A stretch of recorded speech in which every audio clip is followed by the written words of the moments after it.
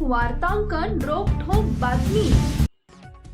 राज्यातील महापालिका निवडणुकांच्या काळात सोलापुरात घडलेली मनसे पदाधिकारी बाळासाहेब सरवदे यांची हत्या ही संपूर्ण महाराष्ट्राच्या राजकीय व्यवस्थेला हादरवणारी ठरली होती।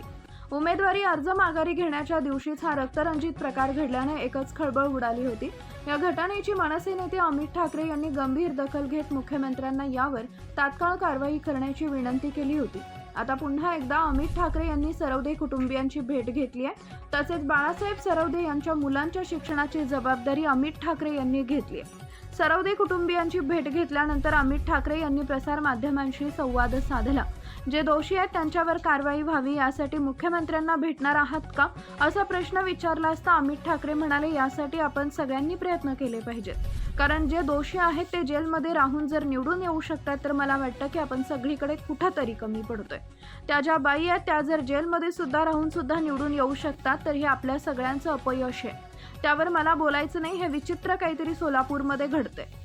पुढे बोलताना अमित ठाकरे म्हणाले, त्यावेळेला जेव्हा मी आलो होतो तेव्हा मला जो आक्रोश बघायला मिळाला, जो राग बघायला मिळाला, ज्या प्रकारे लोक रडत होते, अशा काळात मला कळलं नाही की बाई कशी काय निवडून येते असा प्रश्नही ठाकरे यांनी उपस्थित केला आहे। महाराष्ट्रातील महत्त्वाच्या आणि ताज्या बातम्या पाहण्यासाठी आमच्या जय हो न्यूज चॅनलला सबस्क्राइब करा आणि बेल आयकॉन प्रेस करा।